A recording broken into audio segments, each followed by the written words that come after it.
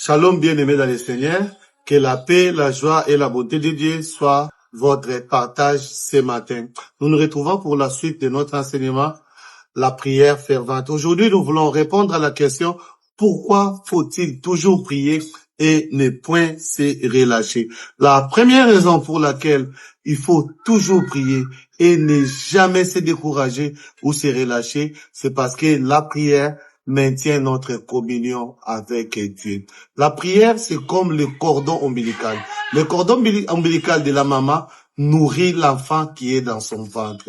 Alors, la prière, c'est le cordon ombilical spirituel qui nous nourrit de la présence de Dieu. C'est ce cordon ombilical qui maintient notre relation avec Dieu. Lorsqu'on ne prie pas, la relation avec Dieu finit par se refroidir et la foi s'affaiblit petit à petit.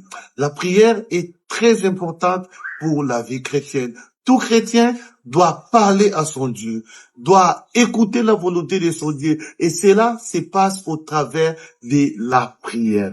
Un chrétien qui ne prie pas devient faible. Un chrétien qui ne prie pas finit par perdre sa foi. Sachez que c'est la prière qui est cette nourriture spirituelle. La Bible dit, l'homme ne vivra non seulement du pain, mais aussi de la parole qui sort de la bouche de Christ. Mais la parole qui sort de la bouche de Christ, c'est aussi une parole de foi, c'est aussi une parole d'espérance. Et lorsque nous saisissons cette parole, nous parlons à Dieu, les choses changent dans nos vies. Lorsque nous saisissons cette parole de foi, nous nous adressons à Dieu au travers de la prière, les miracles s'accomplissent. Voilà pourquoi Dieu nous demande, son Fils Jésus-Christ aussi nous demande de toujours prier et de ne point se relâcher. Notre chaleur spirituelle est maintenue lorsque nous sommes en prière.